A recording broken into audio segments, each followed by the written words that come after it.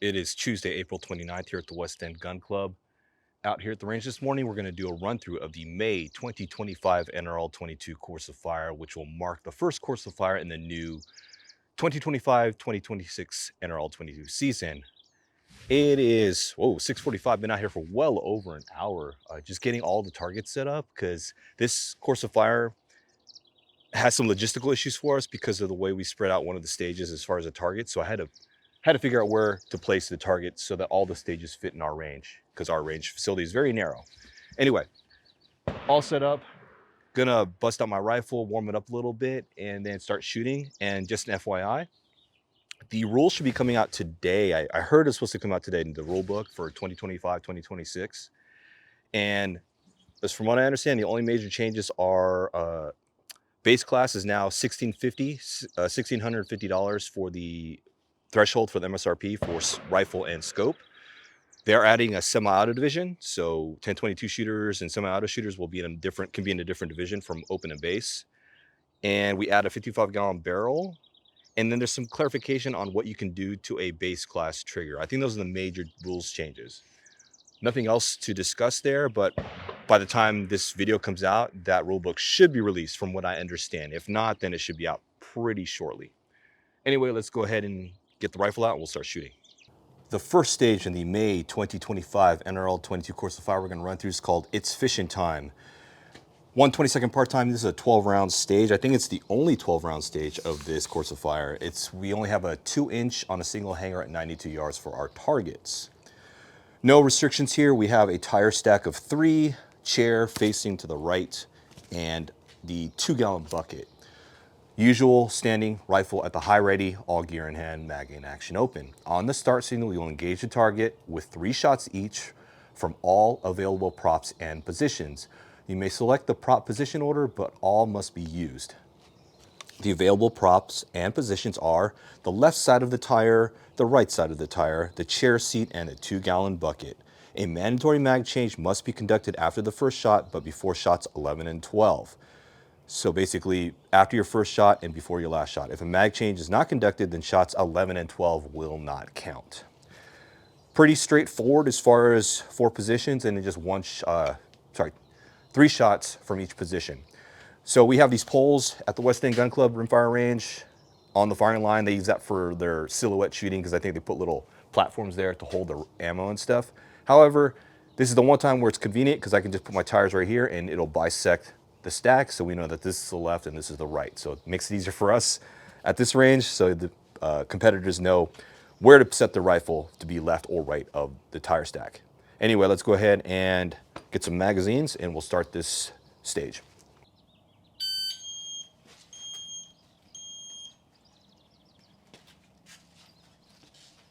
Very wobbly, okay.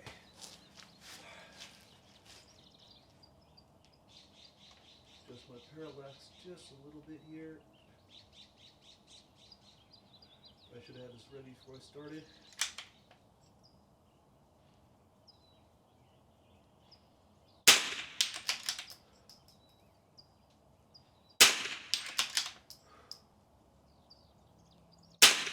Oh, and I missed.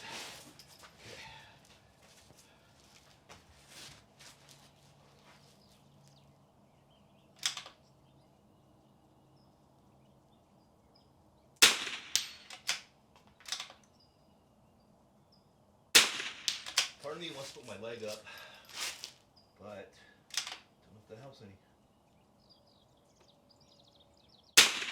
Maybe. Do a mag change now while I'm in the upright position.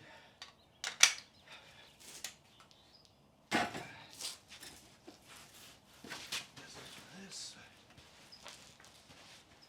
Okay.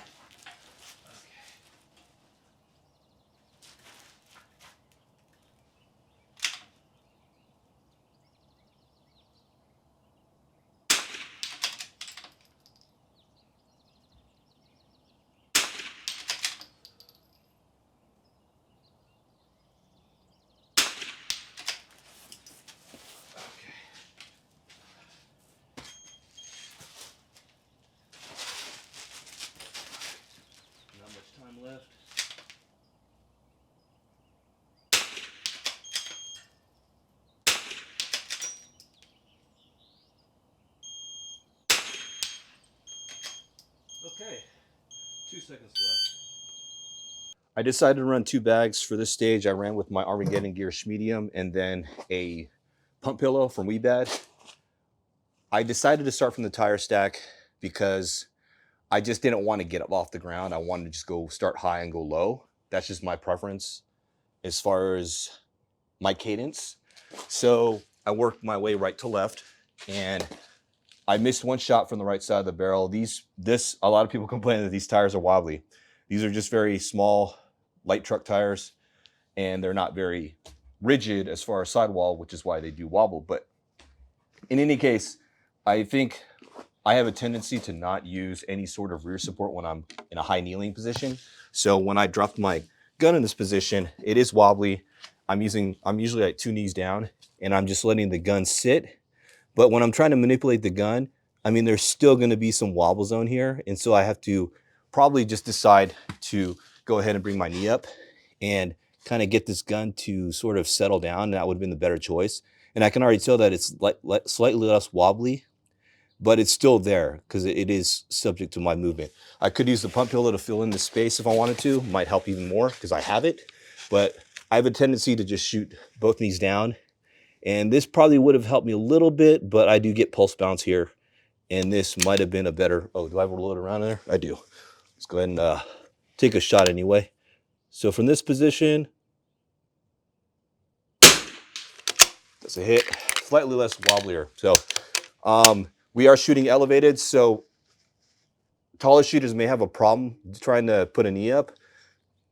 I can do it. I'm shorter. And if you're shooting level ground, obviously level ground, you can definitely get your knee up and then go ahead and hold that position. But I should have put my knee up for this one and kind of scrunched down. I would have made a better shot and probably not missed that last or one of my shots on this position.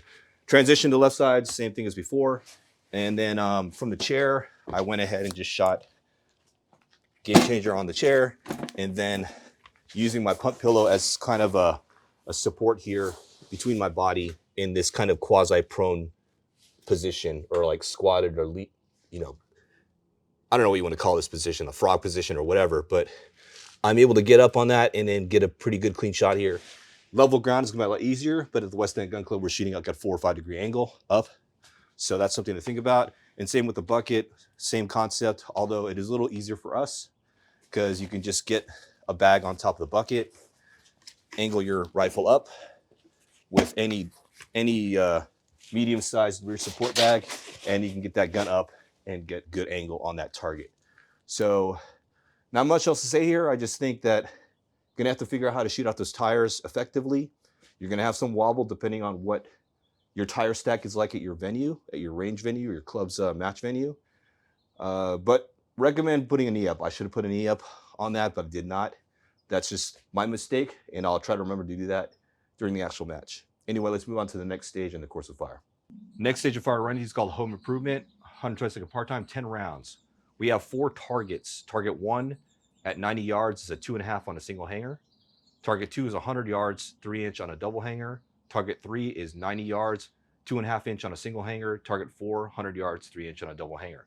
So easiest way to look at it, 2 2.5-inch targets on single hangers at 90 yards, 5 yards apart, left and right. Then 2 3-inch targets on separate double hangers at 100 yards, 7 yards apart. And if you're looking down range, they will be kind of going in a cone, like just angled out. If you're in the center, then 2 targets on the left, 2 targets on the right, working their way out. Restriction with this ladder is no rung may be repeated, and we have a 5-gallon bucket as well. You're going to start standing, rifle at the high ready, all gear in hand, mag in action open. On the start signal, engage the targets in the following order and manner. Any rung of the ladder near target left, 2 shots. 5-gallon bucket, far right, 2 shots. Different ladder rung, far left, 2 shots. 5-gallon bucket, near right, 2 shots.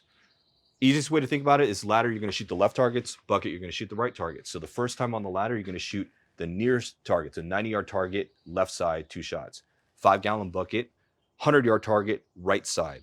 Come back to any different rung of the ladder, you're going to shoot the 100-yard left with 2 shots and go back to the 5-gallon bucket, 90-yard target, right side with 3 shots. So you're going to go near, far, far, near. Near, far, far, near. And it's always going to be 2 shots, 3 shots, 2 shots, 3 shots. So always 2 shots on the ladder, 3 shots on the bucket. You're going to keep that in your head, and hopefully you can work that out, but that's probably the most difficult aspect of this. Let's go ahead and try this one out.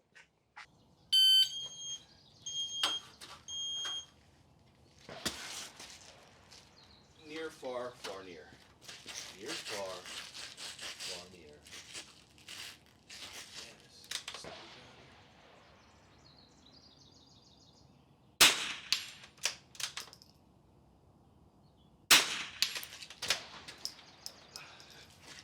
This thing.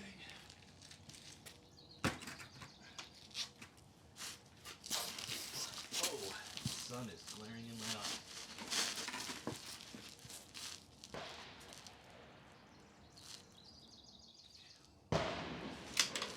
Hold point 4.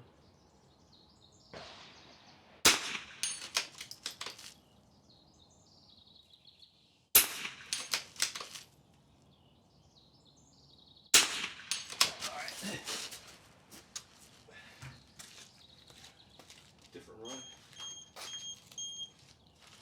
Kind of slow here. Near, far, far, near, 2 shots. I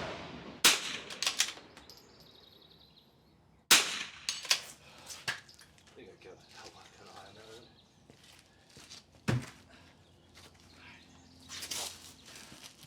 Near, far, far, near.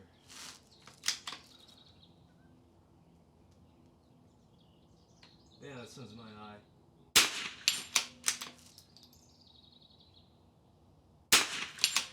Cannot see.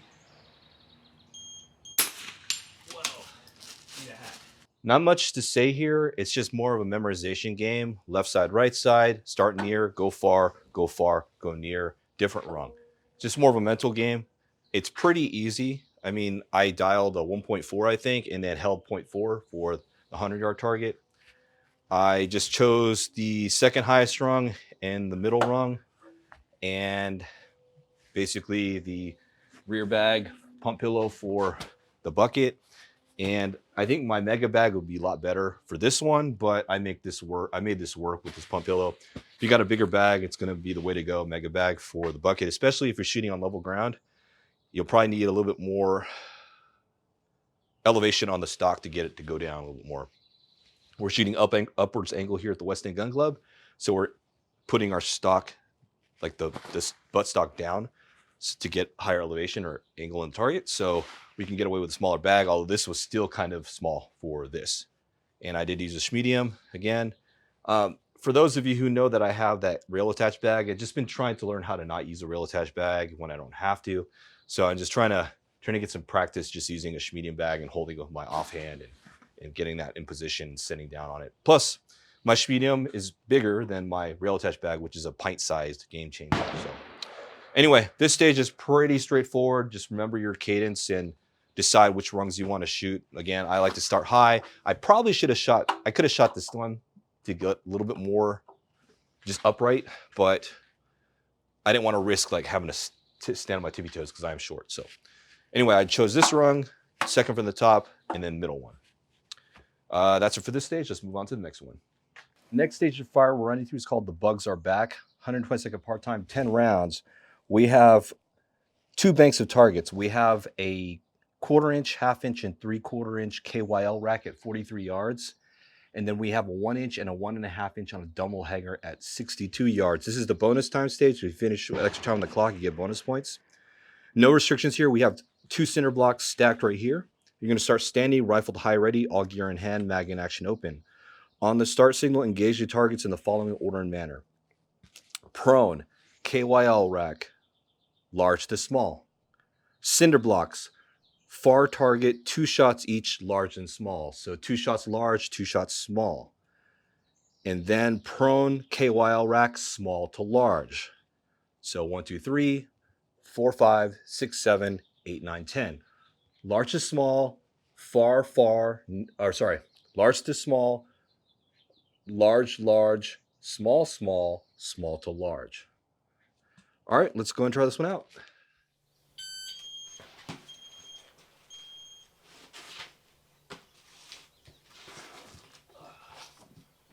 Large to small.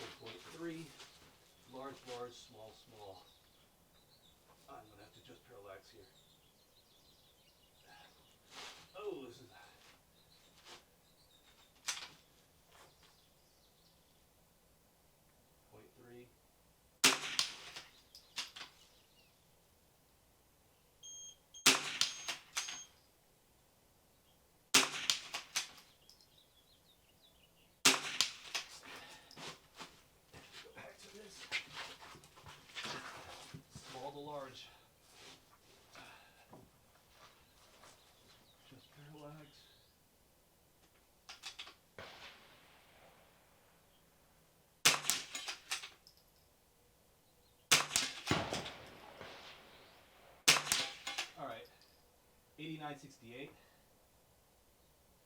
Not slow, but not fast. As far as this stage is concerned, it does present different scenarios for people with varying platforms. Prone, you're going to shoot bipod, of course. Well, you could shoot a bag if you want to. But generally, you shoot prone with a bipod. Then you'll switch to center block. And this is where you have to decide what you're going to do here. Center block is pointed this way as far as long side going that, towards downrange. So you probably can't use most bipods on top of this center block. It's a very narrow platform. Maybe you can on some. I could probably bring the legs narrow, but I don't want to do that because it just makes it more tippy. I want to shoot off a bag on this on the center blocks. So that presents a challenge if you have a short forend. I fortunately have a long forend with the MTD ACC, so I don't have to fold my bipod legs. Some people may have to if they're going to shoot off a bag on the center blocks. So that's something you have to think about.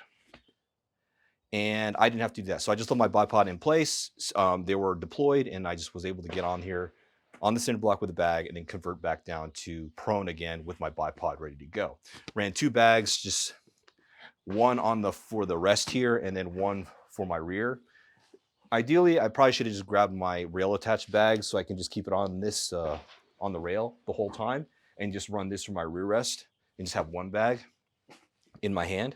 But here I had 2 bags. So it's a little bit of a gear manipulation here. I actually had my scope dialed, or it was maxed out to 27 mag for the KYL, and I left it for that on the 62-yard target. Probably don't want to do that. Just, as long as you're able to just line up your gun and get on target fast enough with it maxed out your 27 or 25 or whatever your scope maxes out at. So be careful on that. I always see people like constantly dialing their magnification back and forth during a stage of fire when you really shouldn't be doing that. I went 27 just because prone position, it allows me to just get a nice hold on that small 1/4 inch target. And I left it at 27. For 62-yard target, I probably should have dialed it down to like 15 mag, but I don't want to just keep touching the magnification if I don't have to. But again, even if you're maxed out in magnification and you got tunnel vision, always look over your scope to line up your gun to the rifle, then get behind the scope. Not much else to describe here or kind of convey here. Again, decide what you want to do. I think most people who decide to use bipods, they're going to have a short forend, may have to stow the bipod or even just take it off if you have quick release, and then go if you want to shoot bag off the center block and then go back to bipod when you shoot here. I've seen people just use 2 bags, like one big bag and then a small bag for prone, and that's another option. Maybe that will work for you, but I can use my bipod, so I decided to do that. Anyway, let's move on to the next stage. 4th stage we're running through is called rain barrels, 1 22nd part time, 10 round stage. We have 3 banks of targets. We have a 1 inch KYL at 60 yards, a 1.5 and a 2 inch on a double hanger at 75 yards, and then a 2.5 and a 3 inch on a double hanger at 100 yards. We have a rooftop and a 55-gallon barrel in this orientation. Restriction, no bipods. No part of your body or gear may touch the ground nor rooftop supports. I believe that they're referring to just like the anything on the bottom as far as the structure of the rooftop. You're supposed to just be on the rooftop surface and the barrel. Standing, rifle to high ready, all gear in hand, mag in action open. On the start signal, take a position on the 55-gallon barrel and engage the targets with 1 shot each from far to near, large to small. Then ascend the rooftop and engage the targets with 1 shot each from near to far, small to large. So you got to remember that. Far to near, large to small, near to far, small to large, working your way up. So let's try this one out. Seems pretty straightforward. Just got to remember the cadence of the target order and size.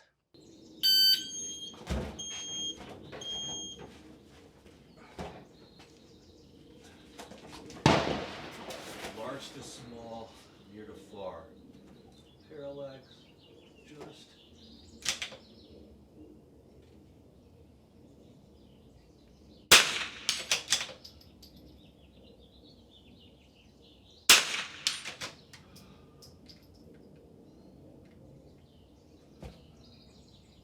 Probably need to get my leg, yeah, let's get my leg up on this one. We can do that.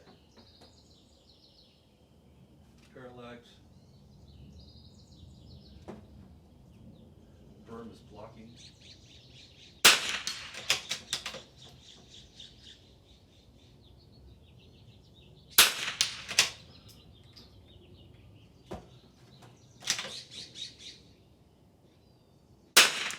Missed.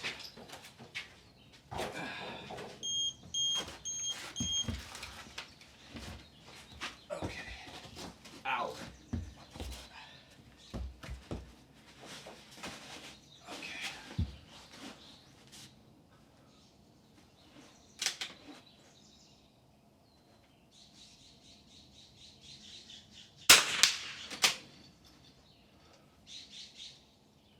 So that berm is blocking the target.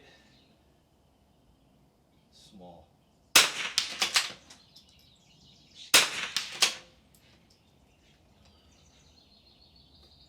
Small.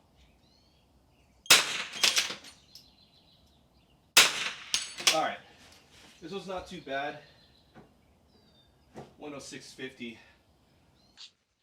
All right, the approach here on this wobbly barrel is to go ahead and just shoot bag off of the barrel surface, just use a medium.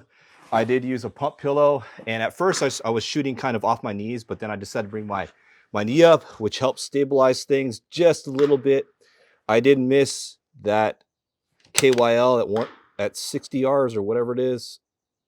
Probably some bad pulse bounce there. So knee up, pump pillow, and then I switched to the rooftop barricade, and I went ahead and moved my bag over. Go and drop position. I kind of hit the edge there. You probably want to get more to the, if you're a right-handed shooter, a little bit more here so you can have room for your elbow, but bring my knee up here and then try to jam this pump pillow on my elbow here for my rear rest, and then try to angle up because we are shooting up and breaking some shots from this position. That's pretty much that. I dialed the entire way through and adjusted parallax.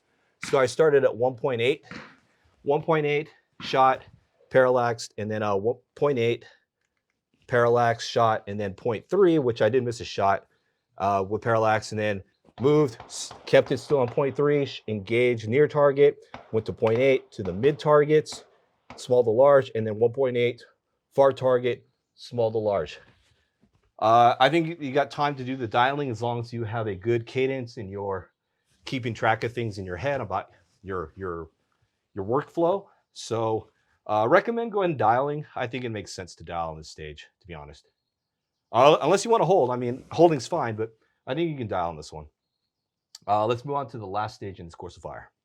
Last stage we're running through is called Late Night Campfire. 120-second part time, 10 rounds. We have 2 banks of targets. We have a 1-inch on a single hanger at 72 yards. Then we have a 1.5 and a 2-inch on a double hanger at 75 yards. No restrictions here. We have the pyramid. You're going to start standing, rifle at the high ready, all gear in hand, mag in, action open. On the start signal, you'll engage the targets in the following order and manner. Prone, 2 shots, near. So near target, 2 shots.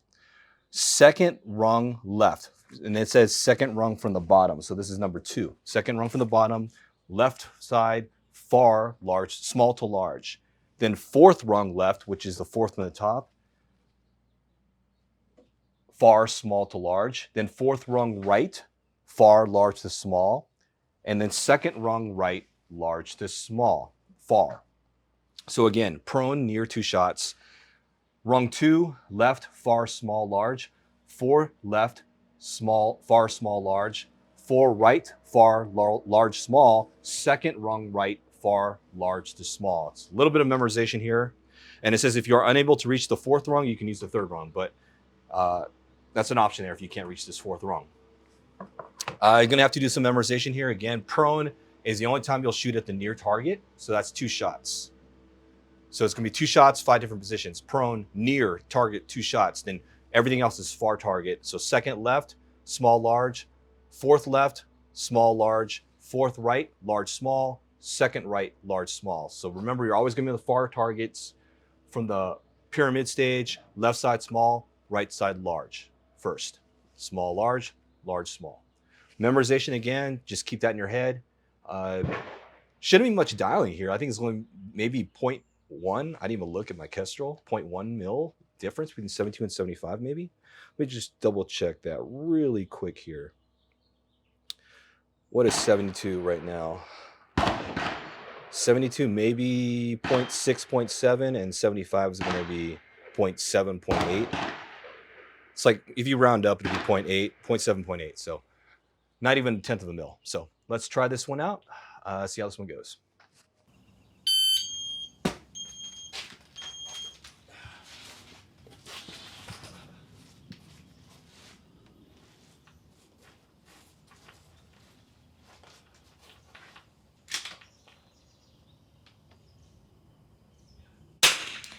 Barely nicked it. Barely. Okay, hold right. 1/10 right. Maybe 4 Meyers, or sorry, far. Small large.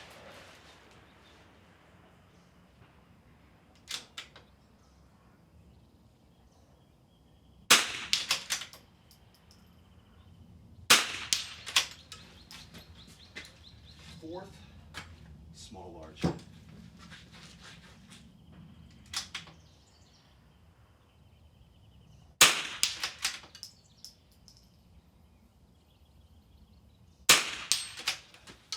Directly across, large, small.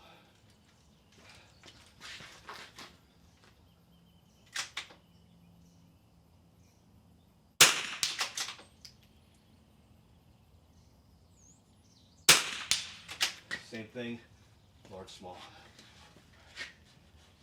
Okay, pulls in the way, but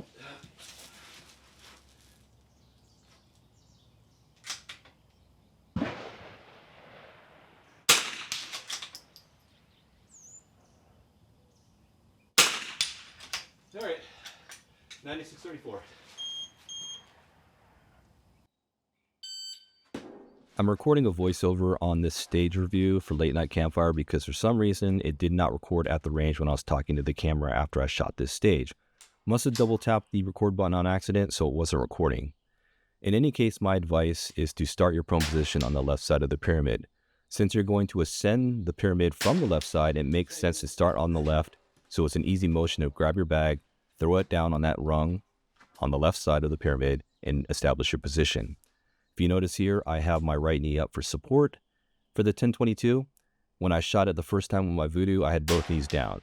Voodoo's a heavy gun, so I don't really need to bring my right knee up for support. It balances just fine and it's pretty stable.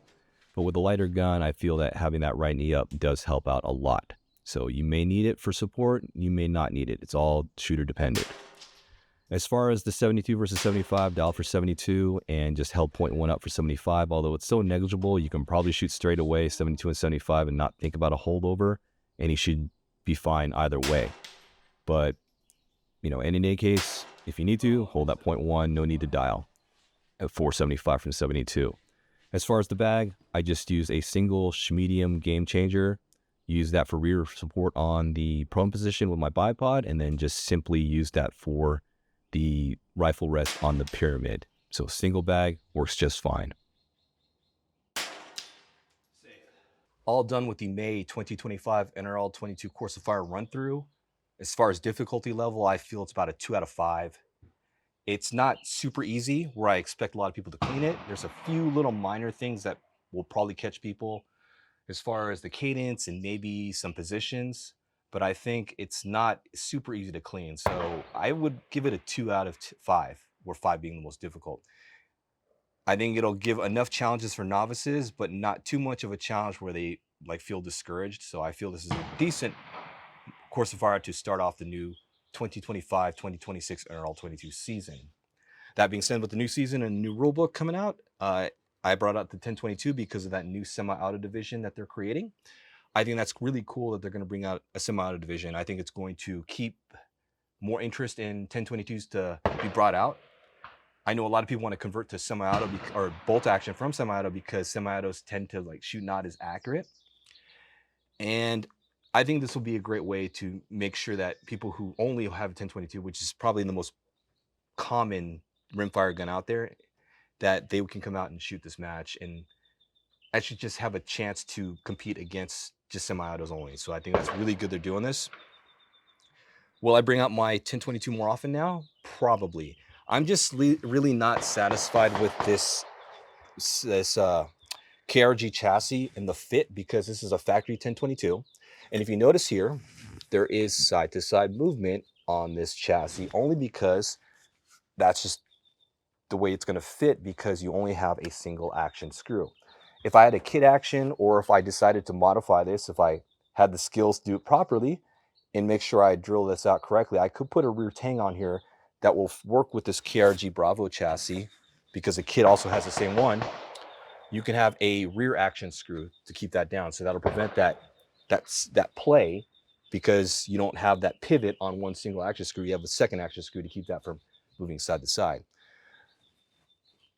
If I did that, I would feel a lot more comfortable with this. This shoots pretty accurate, and I think it's okay. I've shot it at 100, and I think I can probably win an NRL22 match with this thing, but I just feel like I want more accuracy out of this, and I don't have peace of mind with just knowing that there's that play in there if you were to force it. So I don't know. We'll see. Maybe I will modify this. Maybe I'll get a kit action. I've always wanted a kit action, but maybe I'll just risk it, bust out a drill, and try to drill this to add that rear tang on my factory 1022. Worst case, I don't do it right, and it makes me get a kid. So either way, win-win, right? If I do it right, I don't have to buy a kid, and if I do it wrong, then I get to buy a kid. That's the way to look at it. Anyway, I'm going to go ahead and just wind down and clean up my gear. I don't have work today, so I'm not rushing to get home, but I do want to do some other things outside of this range, or outside of my range session. So let's go ahead and get out of here. Again, May 2025 is the start of the new season. So if you want to come out to our match, that's going to be May 25th, I think. It's a Sunday of Memorial Day weekend. So Memorial Day weekend, if you're in town or in the area, definitely come on out. We'll have our match for Sunday of the month, and we'd like to see you here. Anyway, that's it for today, Tuesday, April 29th, here at the West End Gun Club. Thanks for watching. I will see you in the next vlog.